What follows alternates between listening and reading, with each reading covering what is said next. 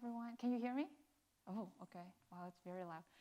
So I'm very happy to be here, and I'll be talking about some of the work I started during my postdoc, and then I will continue working on it in my independent lab. And as Robert just described, my work combines evolutionary genomics with epigenetics and chromosome biology, and I focus on transposable elements. So let's start by talking about what are transposable elements. So transposable elements, or TEs, are jumping genes that can move between genome locations. They can move through DNA intermediates. In this case, TE sequences are excised out from the genome and inserted into new genome locations. And because the double-stranded breaks left at the original insertion site is usually repaired using sister chromatid, so the original copy can be regenerated. TEs can also move through RNA intermediate, and in this case, TE transcripts are reverse transcribed back to DNA and inserted into new genome locations. But these details are not important here. Oh, okay. Like this? Okay. Thank you. Ooh. Okay, right here. What's important is that irrespective of the mechanism by which TEs move between genome locations, there's usually an increase in TE copy number associated with the process. And because of this replicative nature of TEs, they have been really successful at occupying appreciable proportions of virtually all eukaryotic genomes. So this is a proportion of assembled genomes occupied by TEs. So you can see that it can range from 94%, this is in barley, and about 80% in corn, almost half in human, to like only 3% in yeast. So why there's such wide variation in genomic TE content and what the evolution causes of that and the functional consequences has been a central question in evolutionary genomics. So there are many ways TEs can play important roles in the evolution of genes and genome. So there are many cases of adapted TEs, such as TEs leading to insecticide resistance in Drosophila. But my favorite case is the pepper moth story. So in pepper moth, the insertion of a T into the first intron of the cortex gene leads to the upregulation of these genes and thus blackmore pepper moth. And in addition, TEs can also be involved in the evolution of gene families and gene regulatory networks. Beyond the single genes or just a group of genes, TEs can also play an important role in the evolution of genomes. So it has been repeatedly observed, especially in plants, that larger genomes is correlated with more TEs. And this is an example in vertebrates that, again, larger genomes tend to have more TEs. And TEs can also fuel the generation of large-scale structural changes, such as inversions, which could be the basis of local adaptations or even speciation. But despite these seemingly adaptive effects of TEs, most TEs are considered genomic parasites for two major reasons. One is because they can selfishly replicate. So this is a study done by Tom Hill and Andrea Betancourt. Both were here previously in Vienna. And so they focus on P element, which is a TE family, and they focus on Drosophila simulans. So about 30 years ago, P element is only found in few populations worldwide. But in just 30 years, so about 300 fly generations, P element quickly spread through the Drosophila simulans population worldwide. So because of their replicative nature, they're really good at invading and spreading through a new host population. And in addition, TEs can lower host fitness, which I will talk about in a second. And for human health, they have also been identified as the cause for inherited human disorders and cancers. So the selfish increase in TE copy number and their deleterious effects of host raises a very important question that how does the TE copy number get contained in host population? So from a population genetic standpoint, it means how does the increase in T copy number through transpositions get counterbalanced through removal of Ts so an equilibrium can be reached? So Ts do naturally get excised from the genome, especially for the DNA-based Ts, but currently estimated transposition rates are at least 2 orders of magnitude higher than that of excision rate. So this suggests that there must be some other forces removing Tes out from the population. So it has been theoretically proposed and widely supported by empirical evidence that selection against the deleterious impacts of Tes removes individual Te from the population, and this plays a very important role in the evolutionary dynamics of Tes. There are many ways Tes can be deleterious to the host. They can be deleterious through jumping to functional sequences, such as into promoters, exons, or regulatory sequences. And because many Te families carry regulatory sequences themselves, so even when they are inserted into intergenic sequence or interintrons, they can still interfere with proper gene regulation or proper gene splicing. And importantly, recombination between non-homologous Te copies can generate highly deleterious chromosomal rearrangement. So these deleterious effects of Tes have been widely studied, and they also share a common feature. All these deleterious effects of Tes are mediated through their genetic effects. So in other words, Tes are deleterious either because they disrupt the DNA or because they change DNA sequences. But my work focused on another not so well studied but also highly potent deleterious effects of Tes, which is their epigenetic effects of Tes. So some background. In the cell nucleus, of course, DNA is not naked. It's wrapped around proteins known as histones, and histones can be post-translationally modified. Different types of histone modifications have been associated with different modes of gene regulation. For example, there are active histone modifications such as H3K4 dimethyl and trimethylation. These 2 marks are usually found at actively transcribing genes. And on the other hand, there are repressive histone modifications such as H3K9 dimethyl and trimethylation. These 2 are usually found at genomic regions that are transcriptionally silenced. And so based on differences in epigenetic modifications, eukaryotic genomes can be grossly defined into 2 compartments. One is the heterochromatic regions, predominantly located near centromere, so called pericentromere heterochromatin, and the other is euchromatic regions. And these 2 genomic compartments have distinct enrichment of histone modifications and proteins recognizing these histone modifications. In particular, the heterochromatic regions of a genome is enriched with repressive histone modifications, H3K9 demethylation and trimethylation. And it is also enriched with HP1A, which is a protein that recognizes these 2 histone modifications and plays a very important role in the function of heterochromatin regulation. These 2 genomic, the heterochromatic regions of a genome is also enriched with satellite repeats and fragments of dead transposable elements. In contrast, most of the actively transcribing genes and regulatory sequences are in the euchromatic regions of a genome. And this genomic compartment is also harbors many full-length and active TEs. Because these TEs can move around and can potentially be harmful to the host, so in various host species, including plants, mammals, and insects, these TEs can be epigenetically silenced through host-directed enrichment of heterochromatin marks. So this prevents these from moving around and lower their replication rate. So it is widely known that heterochromatin marks enriched at per-centromere heterochromatin have a tendency to spread to nearby sequences. And as I mentioned, that these euchromatic TEs, they can be epigenetically silenced through host-directed enrichment of the same epigenetic marks. So it's natural to wonder whether these heterochromatic marks at euchromatic TEs can also spread.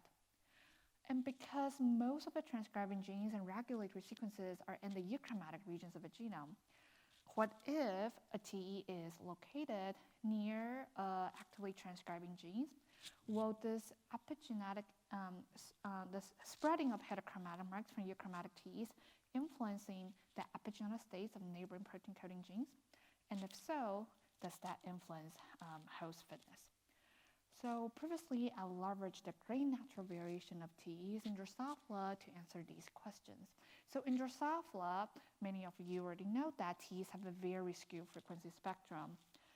In other words, individual TE is usually found in few individuals in a population.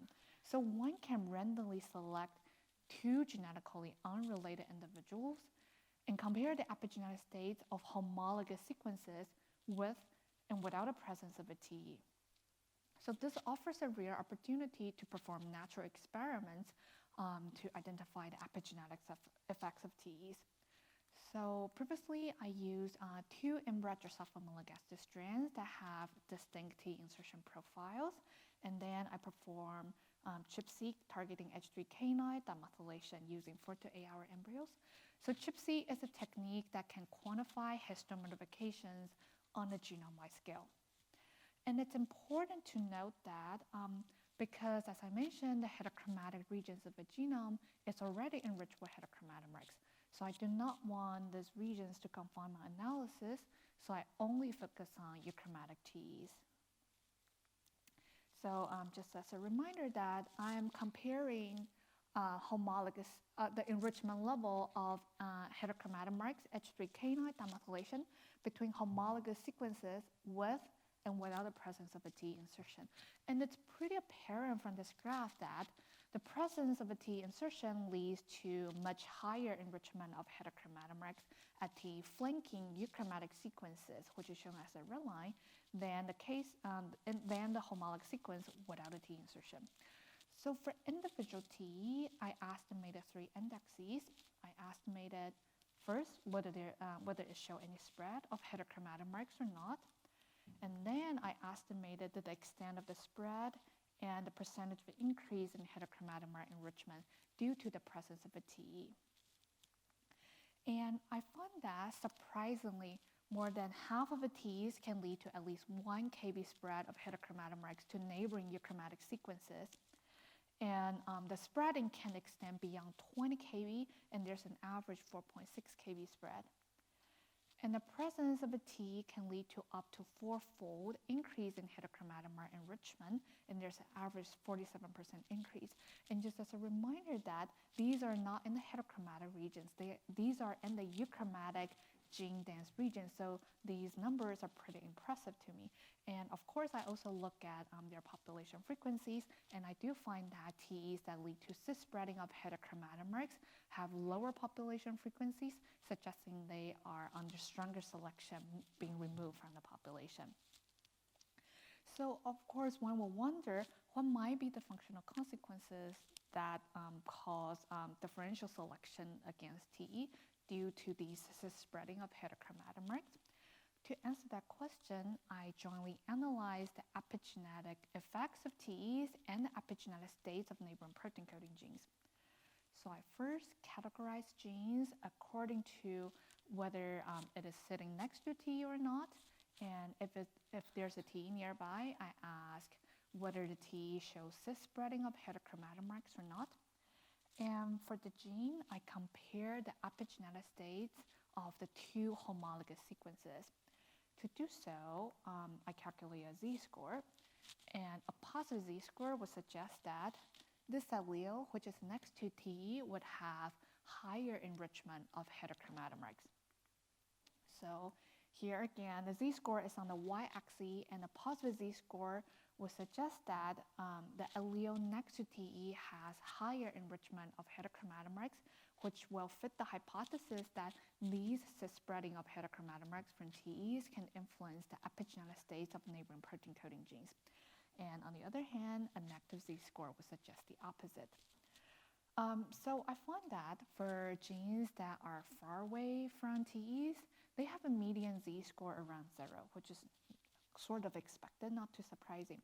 What's interesting is that for genes that have a TE nearby, but the TEs show no cis spreading of heterochromatin marks, They again have a z-score around 0.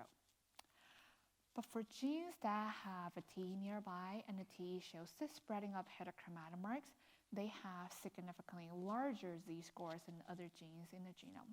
So this suggests that the cis-spreading of heterochromatin marks from TEs can lead to differential epigenetic states of the homologous alleles of neighboring protein-coding genes, and specifically, this can lead to higher enrichment of heterochromatin marks and neighboring protein-coding genes.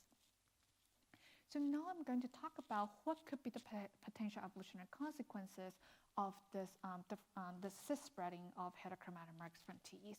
And I'm going to tell you a story that's between two species that you're very familiar with, which is Drosophila melanogaster and Drosophila simulans. They diverged about only 4 million years ago, and they share many similarities. One is they look very alike, and I am pretty sure that a lot of you, and also including me, couldn't tell them apart even under the microscope. And they are both cosmopolitan species, and they are both human commensals. Despite all these similarities, they have quite different genomic T content. There are way more transposable elements in the Drosophila melanogaster euchromatic genome than in the Drosophila simulans euchromatic genome. And of course, I hypothesized that this have to do with transposable elements epigenetic effects. So again, I performed ChIP-seq, which is a technique that can quantify histone modifications on a genome-wide scale, and in Drosophila simulans. And I similarly see that sequences next to T insertions have higher enrichment of heterochromatin marks. And then I compared the epigenetic effects of Ts between families that are shared between melanogaster and simulans. I have again compared these three indexes from the percentage of T showing cis-spreading of heterochromatin marks, the mean extent of the spread, and also the mean percentage increase in heterochromatin mark enrichment due to the presence of a T. So here, x-axis is for melanogaster and y-axis is for simulans, and each dot is one T family that has at least 3 copies in both of the species, and these copies have to be in the euchromatic regions of a genome. So I did not see differences in terms of the extent of spread of heterochromatin marks between TEs and melanogaster and simulans. But I did find that TEs in Drosophila simulans are more likely to show cis-spreading of heterochromatin marks, and they also lead to larger increase in heterochromatin mark enrichment. So these observations suggest that TEs in Drosophila simulans will have a stronger epigenetic effects, and there could be stronger selection removing these TEs from the population, and this could explain why there's lower genomic T content in the species than in Drosophila melanogaster. So what might have contributed to these differences in T's epigenetic effects at the first place? So in Drosophila, there are 2 major genetic factors that are known to influence the spreading of heterochromatin marks from per-centromere heterochromatin. One is protein-coding genes known as suvars and evars. So suvars, or suppressor of variegations, would promote a heterochromatin environment, while evars, or enhancer of variegation, would promote a euchromatic environment. So basically, these 2 groups of proteins are antagonists to each other. And there are about 50 known suvars and evars in Drosophila. And among them, about 10 of them have been experimentally shown to have dosage-dependent effect. So in other words, changes in expression levels or gene copy number of these dosage-dependent suvars and evars will have quantitative consequences of the cis-spreading of heterochromatin marks from per-centromere heterochromatin. So for example, increased dosage of suvars, increased dosage of dosage-dependent suvars, which can promote a heterochromatin environment, can lead to more extensive cis-spreading of heterochromatin marks.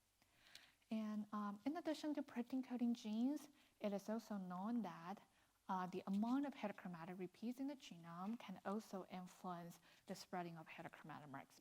So let's take Y chromosome as an example. So Y chromosome is entirely heterochromatic, so it can sequester important and necessary heterochromatin proteins and thus weaken the spreading of heterochromatin marks. So I hypothesized that the variation in the expression level of SUVARs and EVARs, or the amount of heterochromatic repeats, may be the reason why there's differences in TE's epigenetic effects at the first place. So I first compared the expression level of SUVARs and EVARs between the orthologs in melanogaster and simulans. And to do so, I again calculate a z-score, but this time it represented different meaning. So a positive z-score would suggest that the copy in simulans has higher expression than the copy in melanogaster. And here, the shaded gray area is showing the z-score for all the genes in the genome. And as a group, I did not find any differences in terms of the expression level of EVARs, which promote euchromatic environment and the genome-wide average.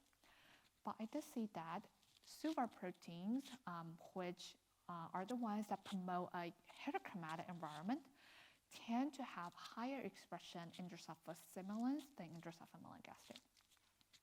And here, these are only showing dosage-dependent SUVARs and EVARs. And as I mentioned before, changes in expression level of dosage-dependent SUVARs and EVARs have been experimentally shown to have quantitative effects on the spreading of heterochromatic marks.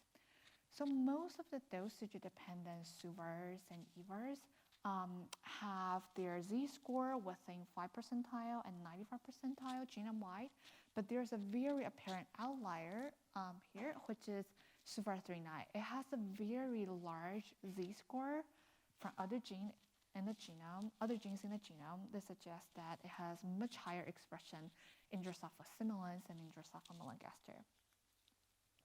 And what's even more striking is SUVAR 39 is actually codes for the methyltransferase, which is directly responsible for the deposition of heterochromatin marks in the genome. So the higher expression of SUVAR 39 in Drosophila simulans should definitely promote a stronger heterochromatic environment and could lead to more extensive cis-spreading of heterochromatin marks and thus the epigenetic effects of TEs. And in addition to SUVAR and EVARs, I also compare the amount of heterochromatic repeats between these two species. And it's worth noting that the quantification of heterochromatic repeats is very sensitive to library prep and sequencing methods. And it's very fortunate that Robert did a study that have a very good experimental design, so I was still able to answer that question. So here, dots of different colors represent samples that were library prep or sequenced with different methods. And it's pretty apparent that there is very large technical variation. Despite that, they constantly show a pattern that there is more heterochromatic repeats in Drosophila melanogaster than in Drosophila simulans. So all these observations suggest an overall scenario that compared to Drosophila melanogaster, Drosophila simulans has lower amount of heterochromatic repeats and higher expression of SUVAR, especially SUVAR 39. Both of these will promote a heterochromatic environment and can lead to stronger epigenetic effects of TEs. And the stronger epigenetic effects of TEs suggest that there will be stronger selection removing TE in the species and thus can explain the lower genomic TE content in Drosophila simulans than in Drosophila melanogaster. So to quickly summarize this section, so I found that more than half of the euchromatic TEs in Drosophila melanogaster can lead to at least 1 kb spread of heterochromatin marks, and there's an average 4.6 kb spread. And this can influence the epigenetic states of neighboring protein-coding genes and also lead to selection against TEs. And putting these estimates in some perspective, so about 5% of the Drosophila melanogaster genome is occupied by TEs, and this translates to about 20% of the genes are at least 5 kb away from at least 1 TE insertion. So this suggests that at least 10% of the genes in Drosophila melanogaster genome would be influenced by TE's epigenetic effects. And I also find that variation in T's epigenetic effects correlates with variation in genomic T content between two close related species, and the variation in host genetic factors, including protein coding genes and amount of heterochromatic repeats, is also correlated with differences in T's epigenetic effects.